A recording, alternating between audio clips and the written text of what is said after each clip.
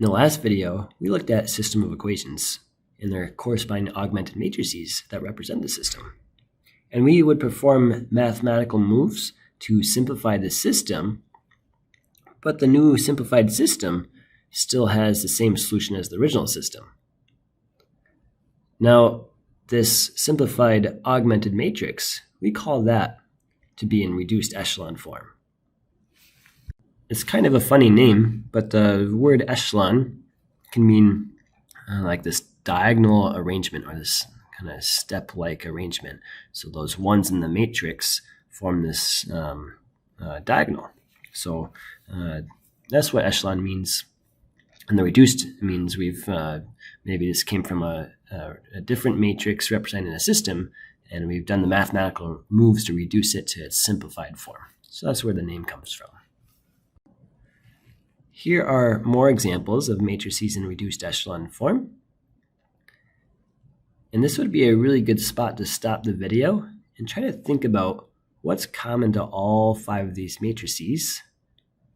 And what's common to them is what we call reduced echelon form.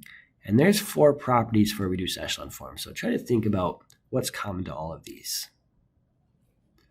Well, the first property is that any rows consisting entirely of zeros are grouped at the bottom of the matrix. Now that only applies to 2 matrices. Notice that the row of zeros are grouped at the bottom. So that's the first property of reduced echelon form. The second property of reduced echelon form is the first non-zero element of each row is 1. This element is called a leading 1. So I highlighted all of the leading 1s in each row. So that's a property of reduced echelon form.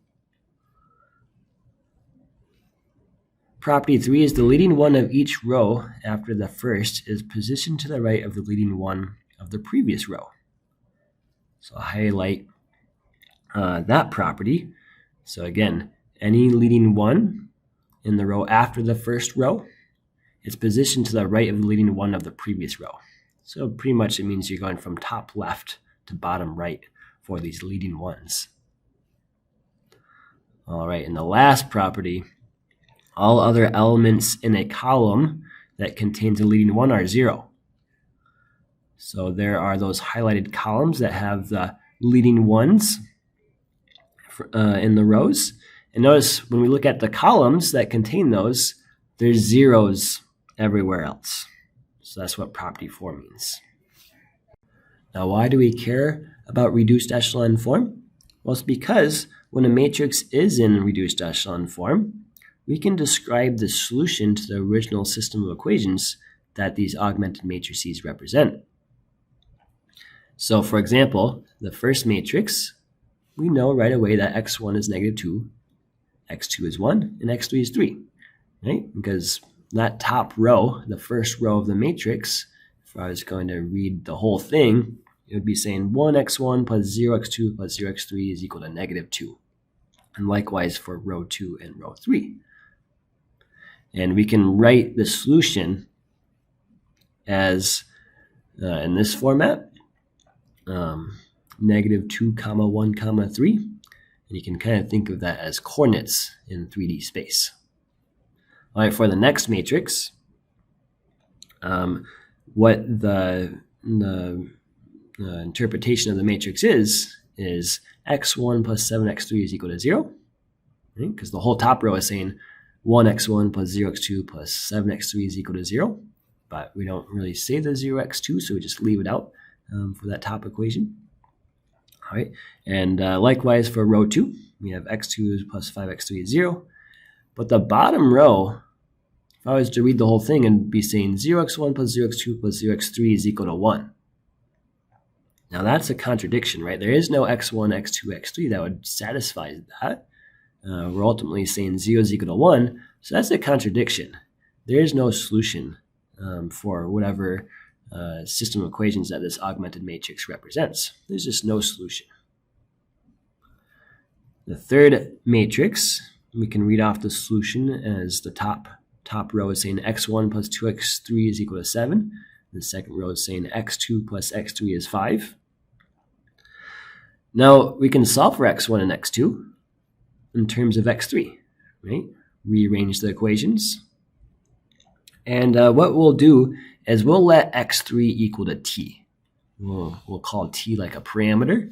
And so we can describe the solution as 7 minus 2t for x1, and x2 is 5 minus t, and x3 is t, right? T can be anything. It can be any real number. And so really what we have is an infinite number of solutions that would satisfy whatever system equations this matrix came from. And a way we can write that in our coordinate form is 7 minus 2t, comma 5 minus t, comma t. Right? So again, you can think about this. Let t be any number. Maybe t is equal to 0, and then you'd have the 0.750, which would solve the system of equations. If t was 10, then you'd have 7 minus 20 as your x1, 5 minus 10 for x2, and 10 for x3. The fourth matrix can be interpreted as x1 is 7, x2 plus 3x3 is 5, and x4 is 0. All right, and we'll rearrange the second equation to solve for x2. You could solve for x3 in terms of x2, but the convention is always solve for the lower subscript variable. So that'd be x2 in this case. So solve for x2 in terms of x3. All right, again, we have an infinite number of solutions.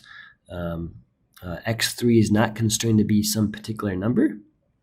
So we're going to let x3 be the parameter t again. And there we go. There's solving for x1, x2, x3, and x4, letting x3 be equal to our parameter t. And so we can write our solution in that coordinate form again. All right. So this solution exists in four-dimensional space, which we can't really visualize like we have been before. But that solves apparently we had 3 equations and 4 unknowns is what the augmented matrix came from. All right, this last one is saying x1 is equal to 0, x2 is equal to 0, and the third and fourth row are both just saying 0 is equal to 0, right? Or 0x1 plus 0x2 is equal to 0, which is just 0 equals 0. And so right away we can say, oh, our solution is 0, 0. So the moral of the story is that once we get a matrix into reduced echelon form by performing those mathematical moves like we saw in the previous video, we can figure out what the solution is. We can pretty much read off the solution from the matrix. Sometimes we have to do a few more steps if there is an infinite number of solutions. Otherwise, we can just immediately read off what the solution is if there does exist a solution. All right, we're going to relook at that system of equations that we've already solved, but now relate it to reduced echelon form. So we'll represent the system with our augmented matrix. And we want to eventually get this in reduced echelon form so we can, in that simplified matrix, just read off the solution. So we have to do several mathematical moves to get it there. First things we want to do is look at row 2 and row 3 and turn the first entries in row 2 and 3 into 0. Or in other words, eliminate the first entries in row 2 and 3. Now the way we can do that is by replacing row 2 with negative row 1 plus row 2, and replace row 3 with negative 2 times row 1 plus row 3. Now I'll just walk through the first one with you, right? Negative row 1 plus row 2 to become the new row 2. So we'd have the first entry in row 2 turning into negative 1 plus 1, so that's the 0. That's exactly what we wanted, and the whole reason why we chose that step to do, the negative row 1 plus row 2. But we have to change all the other entries in row 2 by doing that math, negative row 1 plus row 2. So we'd have negative 1 plus 2 is 1, negative 3 plus 4 is 1, and negative 8 plus 12 is 4. So that becomes the new row 2. Now you can work through the same thing to replace row 3. And be a good spot to stop the video and make sure you can come up with that new row 3. All right, but once you've done that, notice we have zeros for the first entries in row 2 and row 3. So that's good. And now if we look at row 2, we have that leading entry of a 1 to the right of the leading entry in row 1. So we're getting like the top left to the bottom right pattern, that reduced echelon form we're getting closer to. But in row 3, we have that -1 as the leading entry. And it's to the bottom of right below the leading one in the row 2. So we have to eliminate that one. We have to get rid of that, turn it into a 0. We can do that by replacing row 3 with the sum of row 2 and 3. All right, so 1 plus -1 is 0. 1 plus 0 is 1. 4 plus -1 is 3. So that becomes the new row 3. And look, it's real nice. We have that diagonal of 1s. Right? So that's kind of the meaning of echelon, is that diagonal. The diagonal pattern. All right, we're not in reduced echelon form though yet. We have to get zeros everywhere else in those first 3 columns. Right? We still have a 1, 3, and a 1 in there, so we got to turn those 3 numbers into zeros. We can do that by replacing row 1 by -3 row 3 plus row 1. Replace row 2 with row 3 plus row 2. And we get zeros in that third column. Right? So we're getting really close to reduced echelon form. And I'll just talk through that first operation of replacing row 1. So -3 row 3 plus row 1. So that'd be -3 times 1 plus 3 is 0. That's exactly what we want. That's why we chose that math to do. But then we also have to replace the 8. Right? So the 8 gets replaced with -3 times 3 plus 8. Right? So that's -1. That's where the -1 comes in on the last entry of the first row. Right? The first 2 entries in row 1 don't get affected because row 3 has zeros in those corresponding spots. So that's nice. Right? You don't have to change those first 2 entries.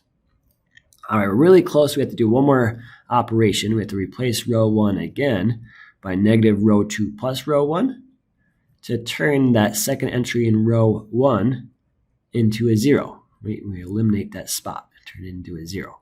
So you have -1 plus 1 is 0, and -1 plus -1 is -2 as the last entry in row 1. All right, so this would be a good spot to stop the video. Just make sure you're understanding all of those changes. And we haven't affected the solution to the original system, right? Because all these little mathematical moves we do keeps the solution the same, as I talked about in the previous video. All right, so we can read the solution off from this matrix. The solution is x1 is -2, x2 is 1, and x3 is 3. Here's another example, a different system of equations. Still 3 equations and 3 unknowns. And here is our augmented matrix. Right? We use matrices because they're easier to write down. They're easier to look at. Just less things to look at. All right, we want to get this in reduced echelon form so we can read off the solution from the simplified matrix. And what we can do is replace row 2 with -4 times row 1 plus row 2, right? Because then you have -4 times 2 plus 8, which is 0. We want to turn that 8 into a 0. And replace row 3 with 2 row 1 plus row 3, right? Because then you have 2 times 2 plus -4 is 0. And you still have to change all the other numbers because the whole row gets affected. All right, so that would turn into this matrix after doing those 2 operations. Good spot to stop and just make sure this matrix is what you'd get. All right, so we're getting closer. We got those zeros as the first entries in row 2 and 3. Next, what we can do is replace row 3 with half row 2 plus row 3. Right, because then that -7 would turn into a 0. You have 7 plus -7 is 0, and a half of -12 is -6. So -6 plus -8 turns to -14. All right, we're getting closer to reduced echelon form, and we could do more steps to finally get in reduced echelon form. Right? We could scale the top row by a half, and the second row by 1/14, and the third row by -1/14, so we get those leading ones. turn those into 1s. But actually, we should just stop here because we notice the bottom row has a contradiction. What does that bottom row mean? Well, we interpret it as, since this is representing our system of equations, it's representing 0x1 plus 0x2 plus 0x3 is equal to negative 14. But that's impossible, right? It's essentially saying 0 is equal to negative 14. There is no x1, x2, x3 that would make that bottom row true. So there's a contradiction embedded in this system of equations, intrinsic to this system. So there is just no solution. And we can just stop there. We don't actually have to get all the way into reduced echelon form to figure that out. Here's another example that we'll work through. Again, 3 equations and 3 unknowns. And we'll write our augmented matrix to represent it, just because matrices are easier to work with. And there already is a 0 in the second row as the first entry in the second row. So I just need to get a 0 in the first entry of the third row, right? So that we have just as the first column a 1, 0, and a 0. All right, so we could do negative row 1 plus row 3 to become the new row 3. And there is the result, right? You have negative 1 plus 1 is 0, negative 1 plus 2 is 1, negative 5 plus 8 is 3, negative 3 plus 2 is negative 1. So that's the new row 3. All right, so we're getting closer to reduced echelon form. Next, we need to eliminate the second entry in row 3. Turn that into a 0, so turn that 1 into a 0. We can do that by replacing row 3 with negative half row 2 plus row 3. So you have negative 1 plus 1 is 0. Then you also have negative 3 plus 3 is 0. Then you'd have 1 plus negative 1 is 0 by doing that operation. Now that's okay. Having a row of zeros is okay. There's no contradiction there because the bottom row now is just saying 0x1 plus 0x2 plus 0x3 is equal to 0. Right? So that's a true statement. 0 is equal to 0. Right? So really, for just that bottom row, it's saying any x1, 2, and 3 would satisfy that bottom row. So no problem there. We can keep moving on, trying to get closer to reduced echelon form. Now we have leading entries in row 1 and row 2. And we want there to be zeros everywhere else in column 1 and column 2. Right? So in column 1 and column 2, we want there to be zeros everywhere else. So column 1 already satisfied that. We have just the 1 and then the zeros. But we should have that in column 2. We have the 1 above the 2. So we want to turn that into a 0. We can do that by replacing row 1 with negative half row 2 plus row 1.